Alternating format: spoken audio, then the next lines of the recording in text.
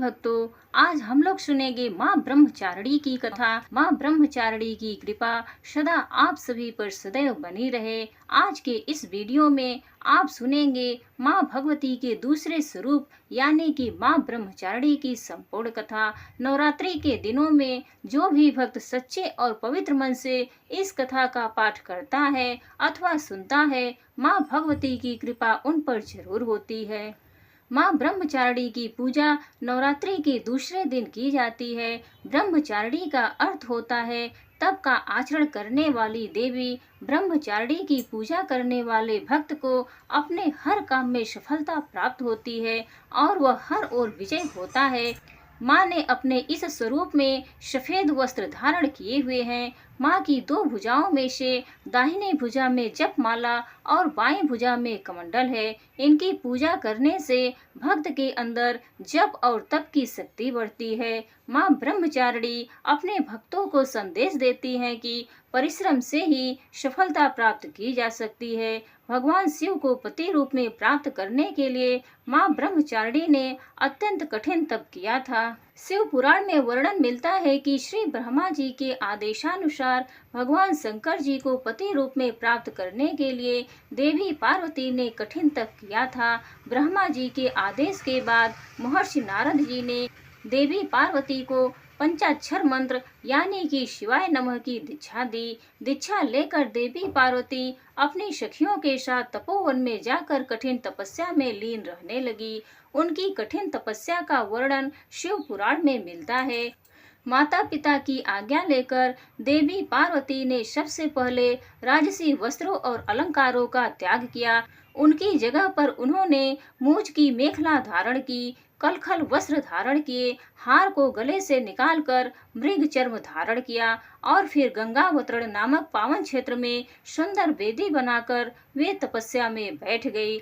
अपने मन और सभी इंद्रियों का निग्रह कर सभी इंद्रियों को अपने वश में कर देवी पार्वती ग्रीष्म काल में अपने चारों ओर अग्नि जलाकर बीच में बैठ गई और ऊपर से सूर्य के प्रचंड ताप को सहन करती हुई वे अपने तप को तपाती रही। वर्षा ऋतु में वे खुले आकाश के नीचे शिखा मंडल पर बैठकर दिन रात जल की धारा से अपने शरीर को सींचती रही।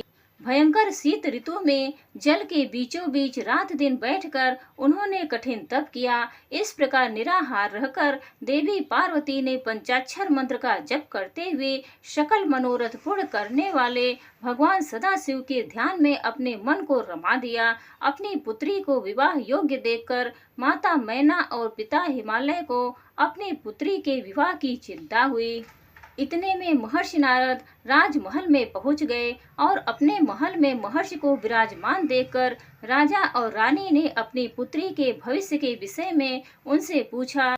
हे मुनिवर, आप त्रिकालज्ञ और सर्वत्र हैं, आपकी सर्वत्र पहुँच है, अतः आप हृदय में विचार कर कन्या के दोष गुण कहिए। नारद जी ने देवी पार्वती का हाथ देकर भविष्यवाणी की। कन्या सब सुलक्षणों से संपन्न है, यह अपने पति को सदा प्यारी होगी, इसका सुहाग सदा अटल रहेगा और इससे इसके माता पिता यश पावेंगे। राजा हिमालय ने प्रश्न में बेटी के अवगुण पहले पूछे थे, किंतु देवर्षि नारद ने पहले पार्वती जी के गुणों का बखान किया। नारद जी चतुर और मनोवैज्ञानिक वक्ता हैं, वे सबके मन की बातें पढ़ लेते हैं, इसीलिए देवी पार्वती के माता पिता से वे उनके दिव्य गुणों की चर्चा करते हैं। सद्गुणों की एक लंबी सूची नारद जी ने उनके सामने प्रस्तुत की, लेकिन जब देवी पार्वती के पिता ने पूछा, हे देवर्षि, मेरी पुत्री में अगर कोई दोष हो तो वह भी बतला दीजिए। नारद जी कहने लगे कि पार्वती, पुत्री तो सर्वगुण संपन्न है, परंतु योगी जटाधारी, निष्काम हृदय, नंगा और अमंगल वेश वाला ऐसा पति इसको मिलेगा। इसके हाथ में ऐसी ही रेखा पड़ी है। नारद जी के मुंह से यह बात सुनकर देवी पार्वती के माता पिता बहुत उदास हो गए, किंतु देवी पार्वती को मन ही मन बड़ी प्रसन्नता हुई। नारद जी ने पार्वती जी के माता पिता को बहुत समझाया कि जिन दोषों का वर्णन मैंने किया है वे सभी शंकर जी में है। और अगर पार्वती जी का विवाह भगवान शंकर से कर दिया गया तो यह दोष भी गुण में बदल जाएंगे। अंत में नारद जी ने माता पिता से यह तक कह दिया कि शिव जी को छोड़कर संसार में आपकी पुत्री के लिए कोई दूसरा वर है ही नहीं। किंतु आशुतोष होने पर भी शंकर जी दुराध्य हैं, यानी कि शिव जी कठोर उपासना से प्रसन्न होते हैं। उनको प्राप्त करने का एक ही उपाय है कि पार्वती जी वन में जाकर कठिन तपस्या में लीन हो जाएं। तब देवर्षि नारद की प्रेरणा से अपने माता पिता की आज्ञा लेकर देवी पार्वती हिमालय के गहन वन में तपस्या करने के लिए चली गई।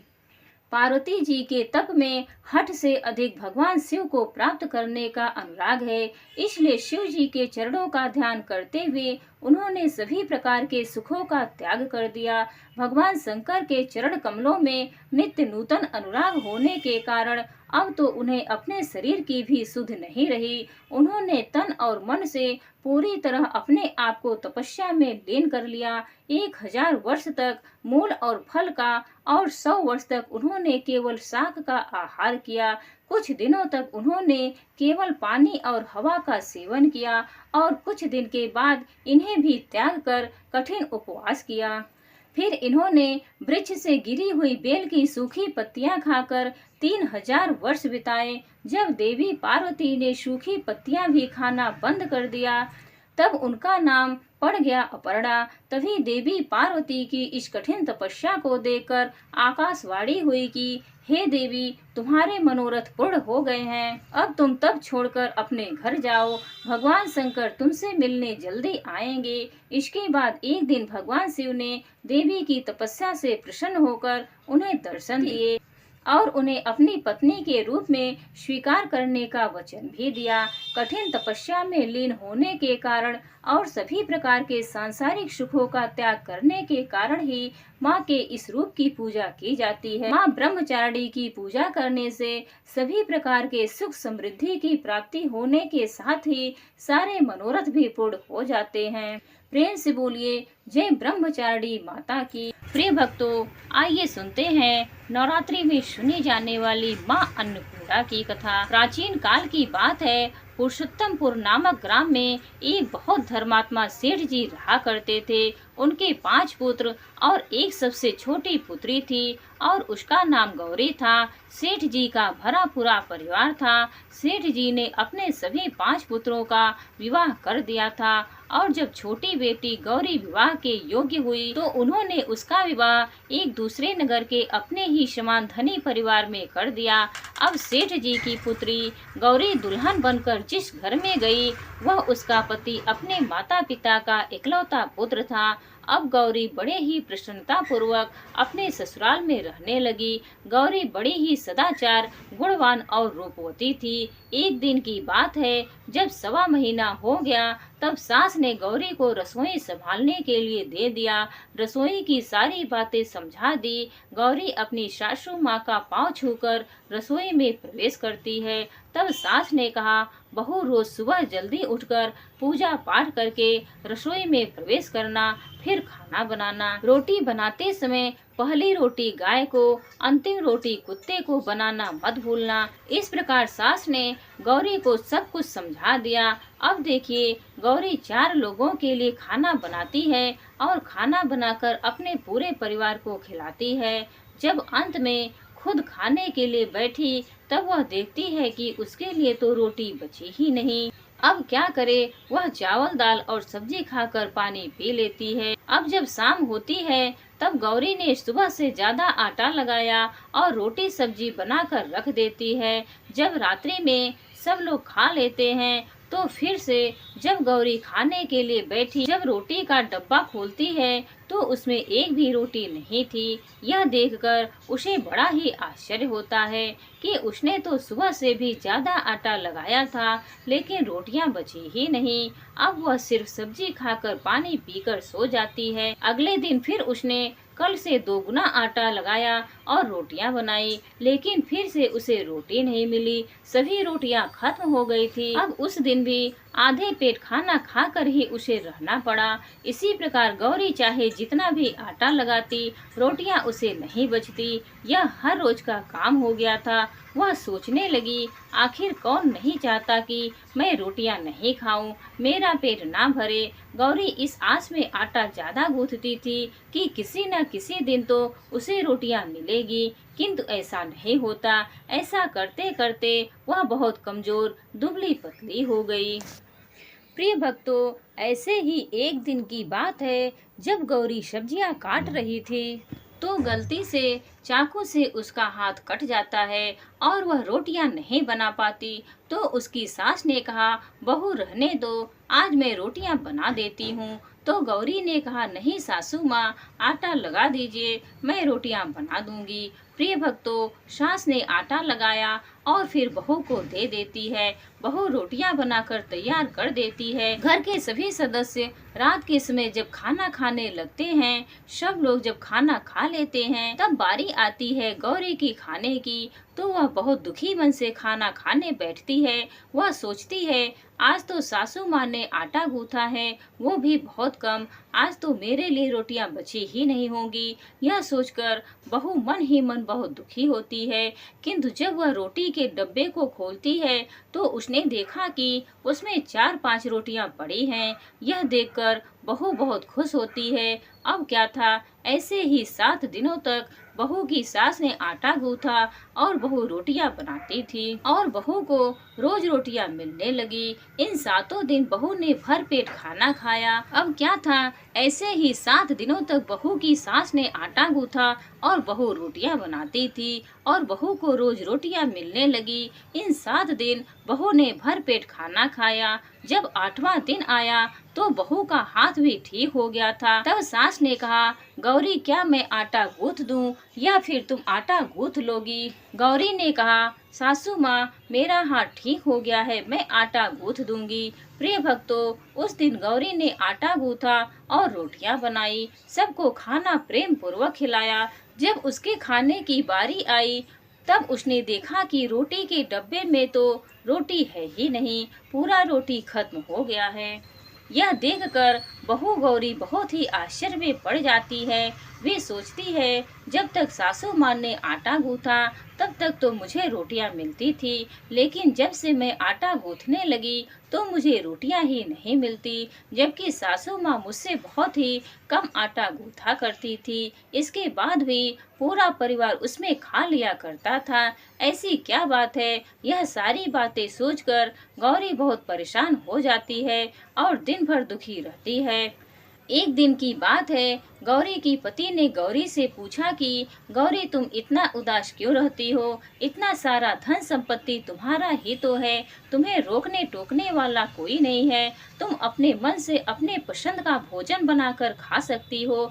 तुम दिन पर दिन इतनी कमजोर कैसे होती जा रही हो? गौरी ने लाज और संकोच से अपने पति को कुछ नहीं बताया। तब उसके पति ने सोचा कि शायद उसके पत्नी को उसके माता पिता की याद आ रही होगी। इसीलिए अगले दिन गौरी का पति अपने माता पिता से कहता है कि पिताजी, मुझे लगता है कि गौरी को उसके माता पिता की याद आ रही है, मैं उसे उसके मायके ले जाकर सबसे मिलवा लाता हूँ।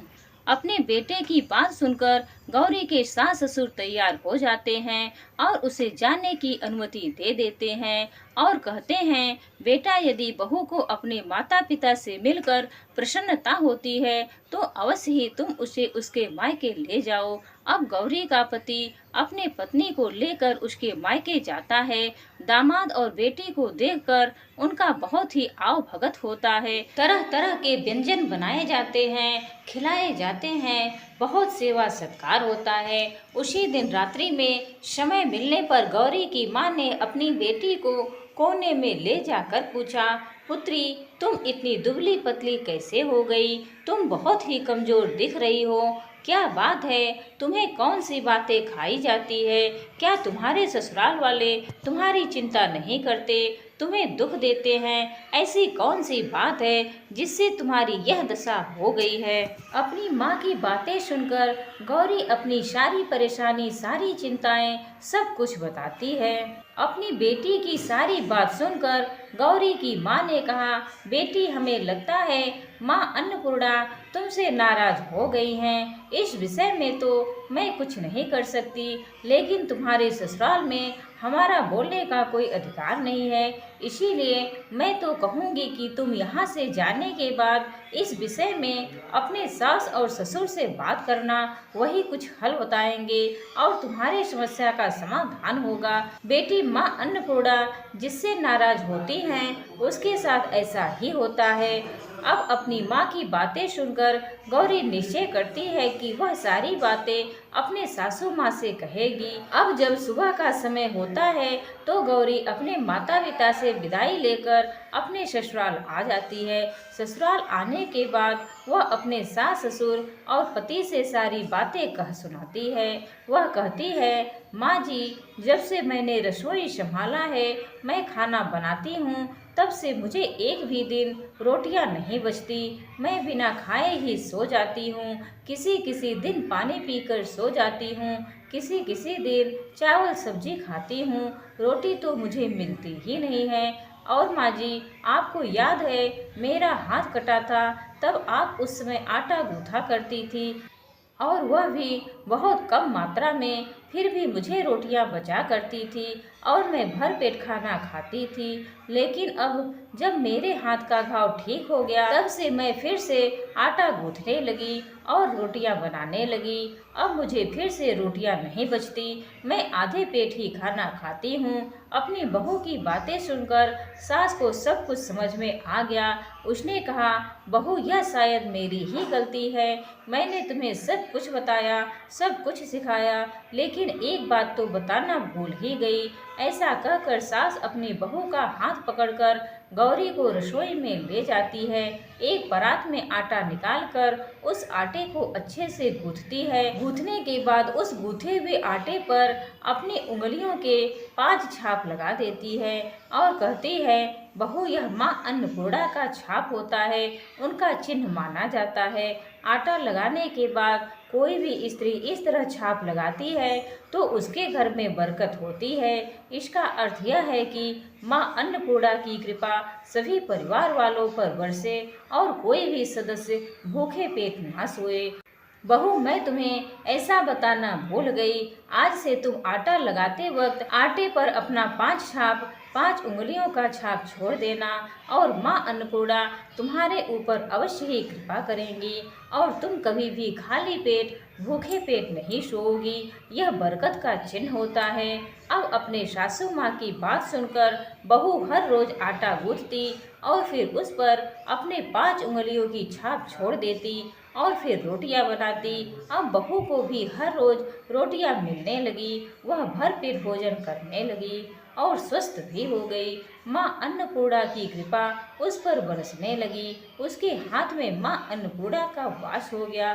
घर पर कोई भी सदस्य भूखा नहीं रहता और जो कोई मेहमान आता या कोई भी भीख मांगने के लिए भिक्षुक आता, उसे भी वह खाना खिलाकर ही घर से विदा करती। इस प्रकार बहू के ऐसे करने से उसके घर में बरकत होने लगी, अन्न की वर्षा होने लगी। प्रिय भक्तगणों, आटे को गूंथकर उस पर 5 उंगलियों का छाप लगाना हमारी पुरानी परंपरा है। यह माँ लक्ष्मी और अन्नपूर्णा का चिन्ह माना जाता है।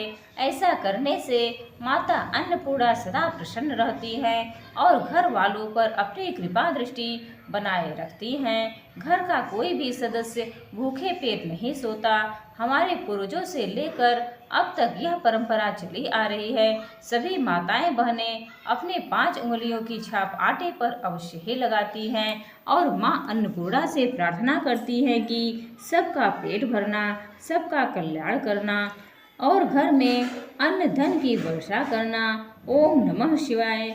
जय माता दी। हे माँ अन्नपूर्णा, जैसे आपने बहू का कल्याण किया, उस पर अपनी कृपा दृष्टि बनाई, उसी प्रकार अपने सभी भक्तों पर, सभी माताओं बहनों, सभी भाइयों, सभी बंधुओं पर अपनी कृपा दृष्टि बनाए रखना। उनके घर में अन्न धन का भंडार भरना। जय माता दी।